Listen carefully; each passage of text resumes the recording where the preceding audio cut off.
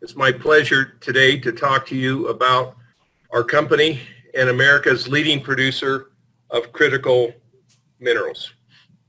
I may be making, or probably will be making, some forward-looking statements. They're included at the back of this presentation. To get started, I just want to talk about Energy Fuels and our business case. It is completely unique to anybody else out there in North America and probably the world. First of all, we're first and foremost a uranium producer, or the largest producer of uranium in the United States over the last several years. And we have more assets and more resources and more proven experience to produce uranium quicker, faster than any of our peers. We also are the only primary producer of vanadium. Now, we do that on a campaign basis, but we're the largest producer of vanadium in the United States in 2019. And we're also embarking on a very exciting area on the rare earth element front. And we expect to be commercially producing rare earth carbonates in the first quarter of this year, which is basically rocket speed considering the fact that we announced in April of 2020 we are entering the space. We also recycle natural uranium, and that's been a core part of our our third tier business plan for 20 years, but it's also been very helpful as a complement during a low uranium price periods. We also have significant financial strength and zero debt, better than those in sort of that comparable grouping of companies our size. At the end of September, we had over $50 million of cash, securities, or working capital, with significant quantities of vanadium and uranium in inventory. This slide shows how we've emerged as the largest producer of uranium in the last 3-4 years. One of the reasons is we have a team of proven producers of uranium. And as I said earlier, we have the capacity to scale up quicker, faster than others. We also are the only company in our grouping that has 3 fully licensed, constructed, and paid for production centers. We have the White Mesa Mill, which is the only conventional mill in the United States, which is currently producing. And we have 2 in situ recovery projects, Nichols Ranch in Wyoming and Alta Mesa in Texas, that are on standby. And we also have licensed capacity of 11.5 million pounds per year of uranium production, and that blows the socks off of everybody in the United States. White Mesa is emerged of a one-of-a-kind critical mineral facility. I'll talk more about it in our presentation. As I said, it's the only conventional uranium, vanadium conventional processing facility in the United States. And as I mentioned, we plan to start producing rare earth carbonate this quarter, which represents about 10% of the U.S. demand for rare earths. Now, let's talk about rare earths and uranium. They complement each other perfectly. And Energy Fuels is the only company I know outside of China that can produce both of these materials effectively and with our licenses. It is the rare earths complements our uranium production. Why? Because many rare earths, particularly monazite, contains substantial amounts of uranium that we can recover from our White Mesa Mill. Most of you are aware that rare earths are, there's a series of 17 naturally occurring elements. They're absolutely critical as building blocks to clean energy and advanced technologies, electric vehicles, wind energy, batteries, cell phones, flat screen displays, medical devices. Certainly emerging demand for rare earths is only increasing in time. And the U.S. is completely dependent on rare earth imports, almost entirely of imports, but 80% of that from China. And rare earths are on the government's list of critical materials, and there's substantial government support for rare earths. And China, over the course of the past decade or so, has used rare earths as a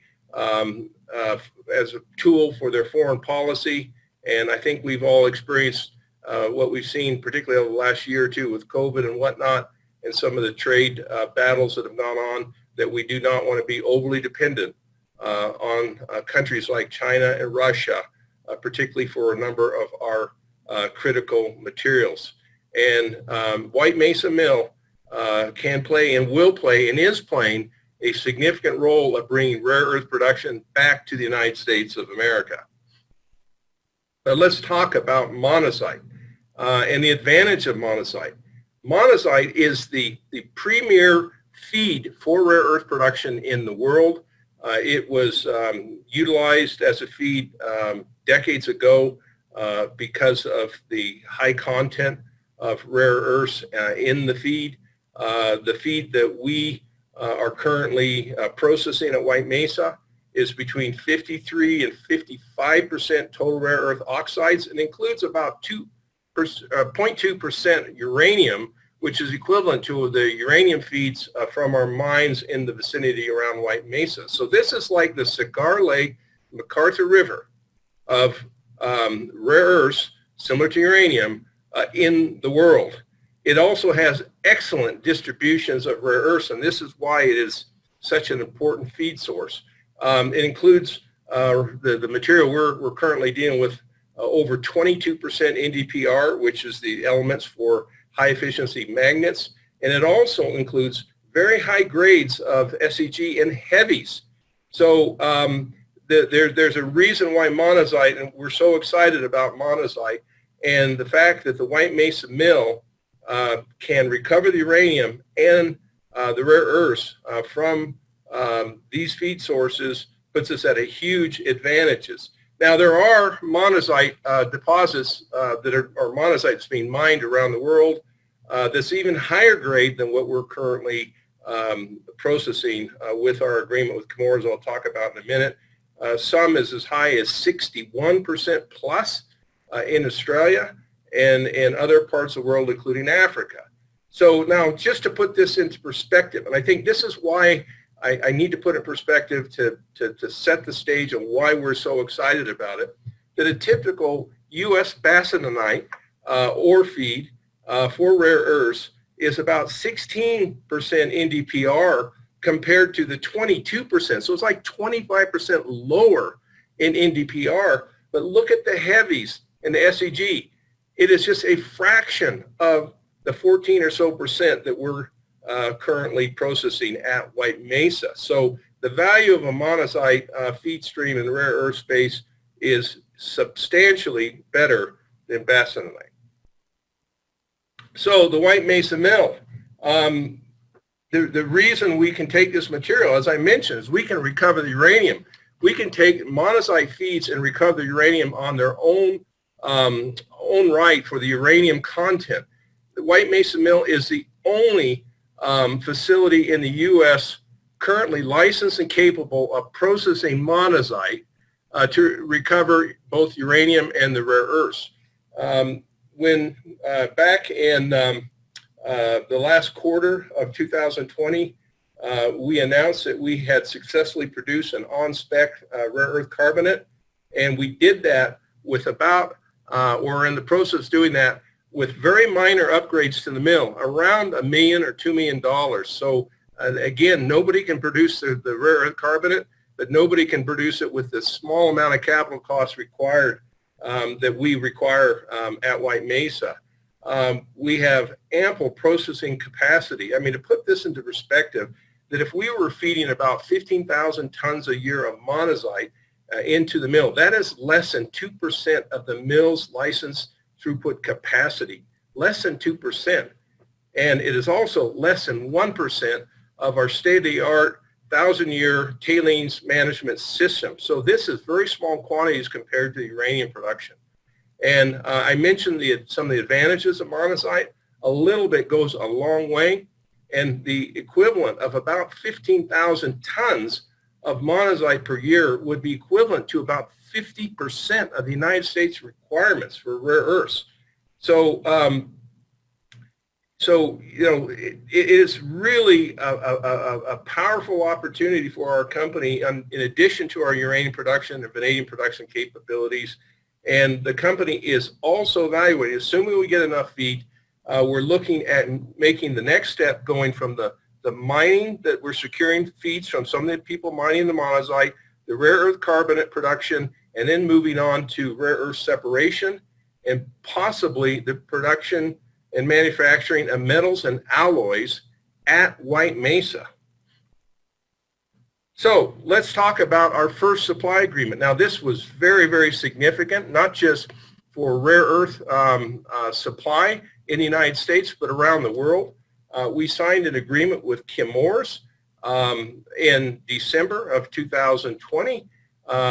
We believe we're surging ahead of the competition because of this first agreement. Chemours is based in the U.S. and is a natural supplier of monazite ores. They own and operate some heavy mineral sands operations in the southeastern United States. The initial agreement with Chemours is for 2,500 tons of monazite per year over a 3-year period. It's a take-or-pay agreement. Energy Fuels expects to produce, as I said, commercially in the first quarter, about 71% TREO on a dry basis mixed carbonate, ready for separation from the Chemours monazite. And as I said, the Chemours agreement, this first agreement represents about 10% of the U.S. requirements for rare earths. So we believe we've taken the biggest step for the mining and processing of rare earths in the United States over anyone. Now, the other thing that is important about the agreement with Chemours and our focus on the monazite sands is we expect that it will be low cost.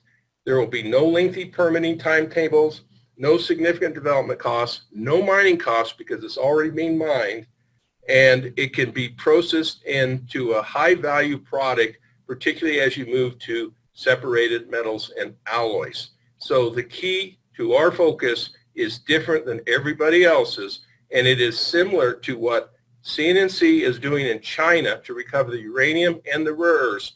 And the White Mesa Mill is the only other facility that we know of in the world that is capable of doing this. So it puts us at a very distinct advantage. Achievements in 2020. I mentioned we didn't enter the rare earth space until April of 2020. And we have been moving at rocket speed. Number one, shortly after we announced we're getting into the rare earth business, we assembled a team including Konstantin Karyanopoulos, who's the CEO of Neo Performance Materials. Konstantin's probably one of the most successful persons in the rare earth business in the entire world. Brock O'Kelly is also working with us. Brock worked for 35 years at Mountain Pass, and he's currently a professor at the Colorado School of Mines. And Jack Lifton, which many of you will know, has also been in the rare earth business for like 50 years. In August, we successfully produced our first rare earth carbonate at lab scale. In September, we were awarded a grant with the U.S. government, with the Department of Energy, to come up with a conceptual design to produce a rare earth carbonate from coal-based resources containing minerals very similar to monazite. We actually completed that first phase of that grant at the end of December, and we're now waiting to find out if we get a second award.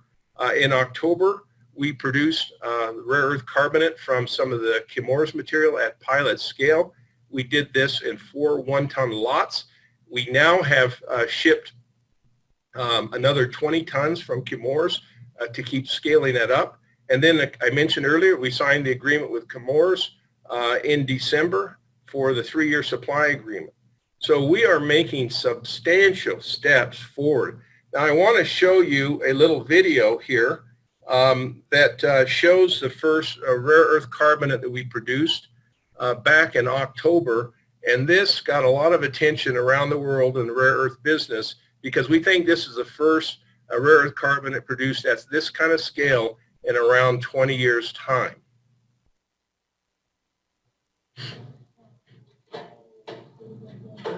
And this is existing equipment at White Mesa. This was our very first batch from the 4 one-ton samples we did at pilot scale.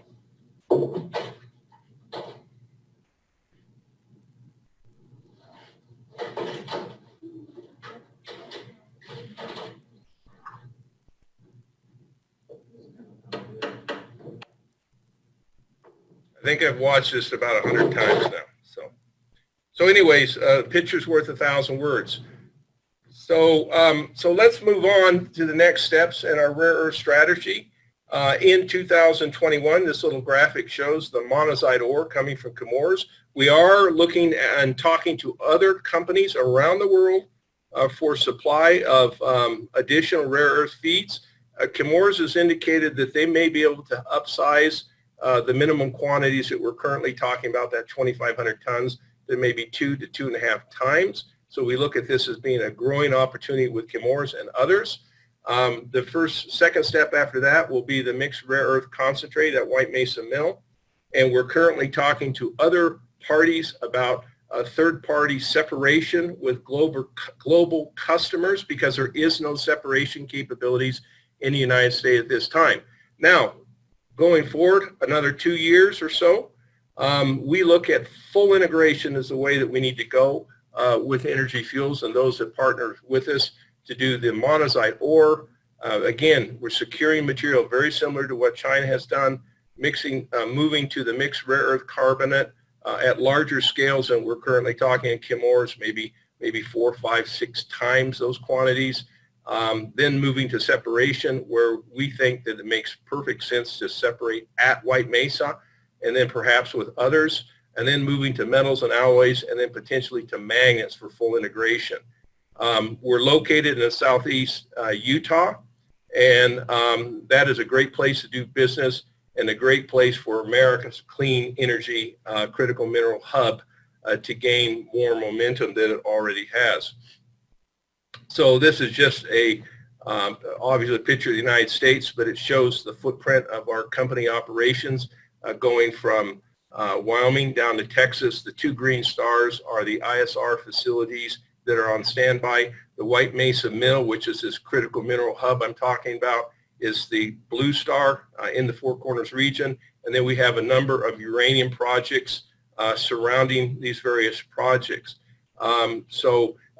We have a very large footprint in the United States, and many of you probably are not aware that the United States still gets 20% of its electricity from nuclear, and that creates 55% of the carbon-free electricity in the United States per year.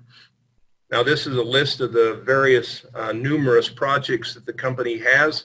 Most of them are fully permitted, developed, and operable. This is a very unique mix, and none of our peers come close to having this kind of flexibility when it comes to the number of projects we have. A number of these projects also contain vanadium, which is a substantial differentiator too, because we have the uranium and the vanadium, another critical material. Just kind of the front four for us, the White Mesa Mill that I mentioned in our critical mineral hub producing. We've got Nichols Ranch, which is a fairly newly constructed facility in Wyoming. White Mesa, also fairly new, on standby and constructed in Texas. And then the Pinyon Plain mine, which is one of our best and probably the best momentum uranium mine in the United States, high grade, shaft sunk on it, and ready to go into production when the market conditions warrant. And then lastly, before I move off the slide, I just want to mention that the White Mesa Mill, over the 40-year history that it's been around, has produced around $2 billion of materials of uranium, vanadium, and recycling. So it's a proven facility. Now I want to continue to talk about uranium, which is our core business. The U.S. Uranium Reserve of $75 million was approved by Congress and signed by the President. That was a bipartisan bill. We think that is very significant for the uranium industry. Our company had a lot to do with that because we took the leading role there in the United States with the U.S. government. We expect it to be managed by the Department of Energy, and we believe that it can provide significant support for proven uranium miners like Energy Fuels. As I said, It's just a start. We think that there's a chance or good opportunity to have more appropriations in future years, up to the recommended amount of $150 million of support per year. There also is the American Nuclear Infrastructure Act, which is also a bipartisan bill in Congress, provides support for nuclear and uranium reserve. It also codifies the Russian suspension agreement. And anyway, so that's another significant step led by Senator Barrasso. And then the Russian suspension agreement was extended, and that was extended in October 5th, and extends and limits Russian imports until 2040. So it was another positive step in the right directions. Without the Russian suspension agreement being extended, the Russians could have basically dumped and swamped the United States with uranium from the Russians, and that would not have been a good thing. And lastly, before I move on the slide, the Biden administration supports nuclear energy because they cannot materially reduce their emissions without nuclear in the mix. Vanadium Energy Fuels, as I said, was the largest producer of vanadium in 2019. Vanadium is used for steel hardening, chemical goods, and battery technologies for vanadium flow batteries. I mentioned earlier it is also on the critical minerals list. White Mesa has a long history of producing vanadium, and we currently have in the order of about $10 million of high purity, 99.7% pure vanadium in inventory, and the prices for vanadium are starting to go up. There also is a Section 232, which is a trade law that is underway in the United States on vanadium. We're not directly involved with that, but we've certainly provided input, and that could also be a wild card for the company. Market position, as I said, there really isn't any peer group for Energy Fuels, but this is the peer group with the uranium producers. So you can see that from this peer group in North America, we're about number 3. We have a market cap of about a little north of $500 million. Working capital, we have about $45 million in cash, inventories or tradable securities around 45. That is a differentiator because that is stronger than most on that peer list. We also have 0 debt. And if you look at it, a number of the companies on this list have debt, and I'm a bit debt adverse from my past experiences with small companies like ours on debt unless you have line of sight to cash flow. We're also one of the few that has any material amount of inventory in uranium. We have nearly, at the end of the year, we'll expect to have nearly 700,000 pounds of uranium, and that is only second to Cameco, who's a much larger company. But here on the right, when you look at where we really stand out, and this is where I say there are no peers for Energy Fuels. If you look at the little green ticks, we had current uranium production, and very few have current uranium production. Okay, but no one on that list has the ability to produce vanadium. No one has the ability to do the recycling we do, and no one has the ability to capitalize on the rare earth space. So if you invest in Energy Fuels and uranium as a uranium play, you also get a rare earth play. If you invest in Energy Fuels as a rare earth play, you also get exposure to the uranium market. And I think that is a really significant advantage. Now, this is a slide that shows uranium production over the last 15 years in the United States, and this really tells it all. If you look at who's produced uranium in the kind of the gray, the 25 million pounds, that's Cameco Corporation with their properties in the United States. The blue is Energy Fuels or Energy Fuels assets. Sort of the grayish blue, the 2.7 million, that is UR Energy. And then the uranium one is 2.6 million.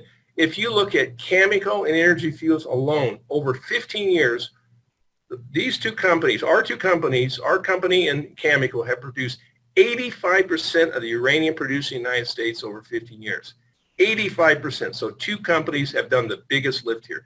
Now, if you include UR Energy, which hasn't produced over 15 years, and they have been a material producer, and you include Uranium One, between the 4 companies that produce 97% of the uranium over 15 years, that's a lot. So we believe we are best positioned with Cameco and UR to be the main producer of uranium going forward because, one, we have a long-term proven history of producing uranium. Others have produced absolutely, it's almost pilot scale production. So keep focused on this graph because this really says a lot about who has proven uranium production in the United States. So look at talking real quick, and I know I've been going over on my time a bit. I mentioned the recycling, uranium recycling. We've been doing this for decades, and we have eliminated through the recycling program that we have over 85 million tons of carbon emissions as compared to coal production through our recycling efforts. This has been a program that has generated over the last couple decades between $5 to $15 million a year of revenue. Now, it's not our core focus, but it has certainly been a very nice and fairly steady over 20 years and continues on, and we plan to do more of this.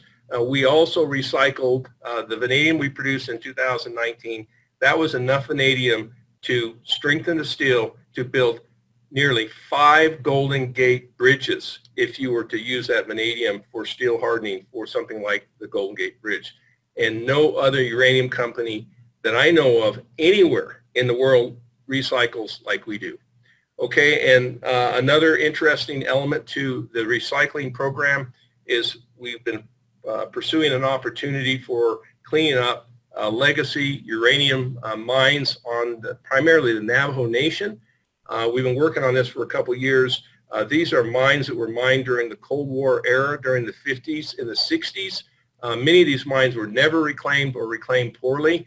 The U.S. government has secured in trust $1.7 billion to address the cleanup of the Navajo Nation. We believe we're in a perfect position. You can see the White Mesa Mill up in the little blue star up above in the middle of that diagram in the Four Corners region. We have all the permits to do this, to assist in this cleanup now, and in fact, we're already doing it. If you look at the little green star down close to Albuquerque, that is a private mine that we're currently cleaning up, and we have already received over 30,000 tons of low-grade ore from that facility, and we probably have another 30,000 tons to go. So we're already doing it, and we hope to get involved with some of this cleanup opportunity right now. It's been slowed a bit because of COVID, but we've also volunteered to do one site with the Navajo Nation for free. We just released our sustainability report. It's on our website. It's very exciting. It shows the power of Energy Fuels when it comes to sustainability and recycling. I talk a little bit more about our balance sheet. Working capital after we paid all our debt off was $44.7 million at the end of September. That includes valuing the uranium and vanadium that we have in inventory at $23.13 for uranium and $5.37 for vanadium. If you look at current prices of uranium and vanadium, you can basically add another $5 or $6 million in inventory value in that $44.7 million. As I said, we're about a little over $500 million of market capital, zero debt, and ready to go in strong financial strength. So this is my last slide. And really, in closing, there is really no peer to Energy Fuels. We have unmatched ability to increase our low-cost uranium production quicker, faster. I showed you the graph of the 85% between 2 companies. We are moving quickly in the rare earth space. It complements our uranium production very nicely.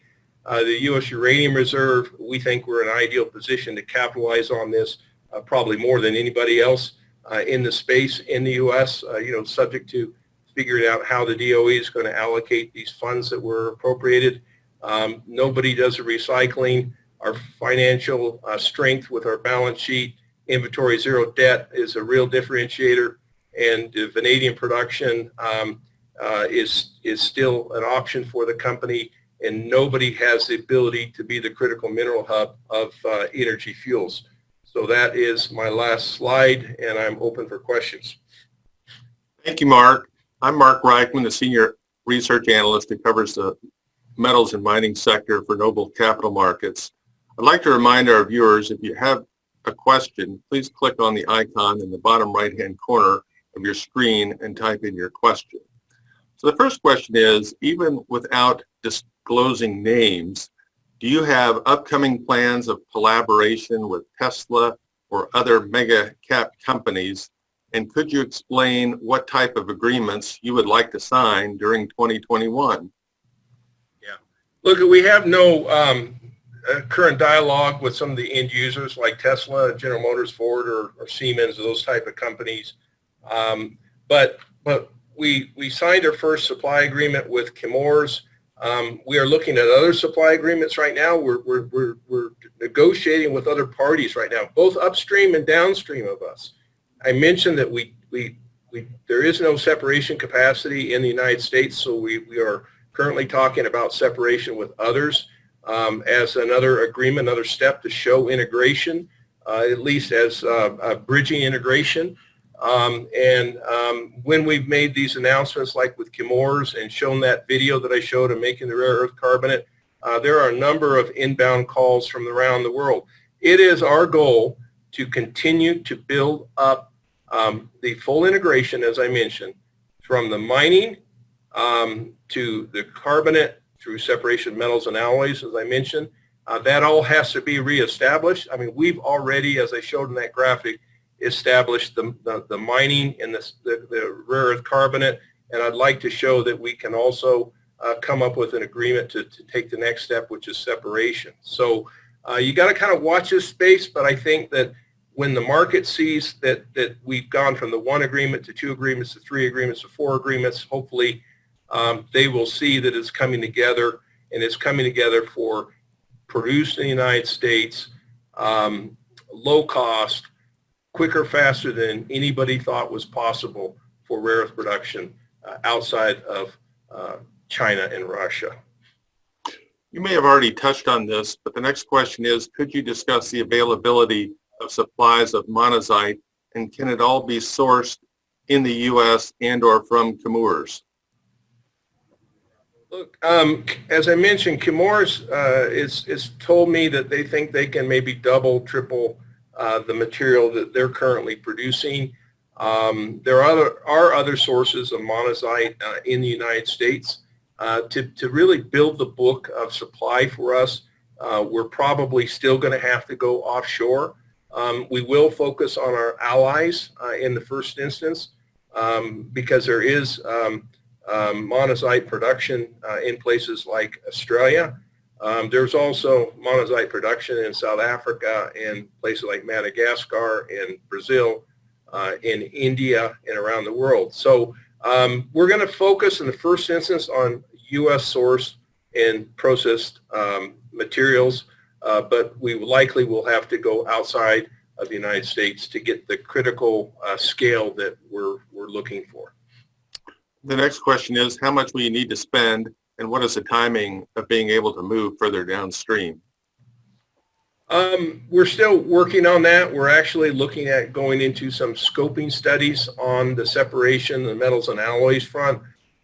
We think we can do it at a lower strike rate than others because we would plan to do it at the White Mesa facility and utilize as many of that existing infrastructure as possible. So we don't have accurate numbers at this time, and it depends on what scale we're designing for. But we think it will be very attractive. We think it will be quicker than others. And we think that doing business in a place like Utah is a great place to do business, low cost of energy, a number of skilled workforce.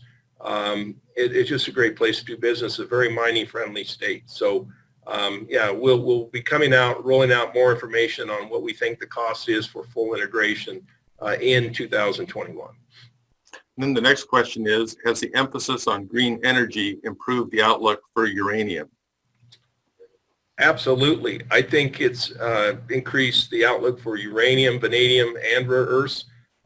We're in the process of kind of reimagining the company as a clean, green job creator on all those fronts.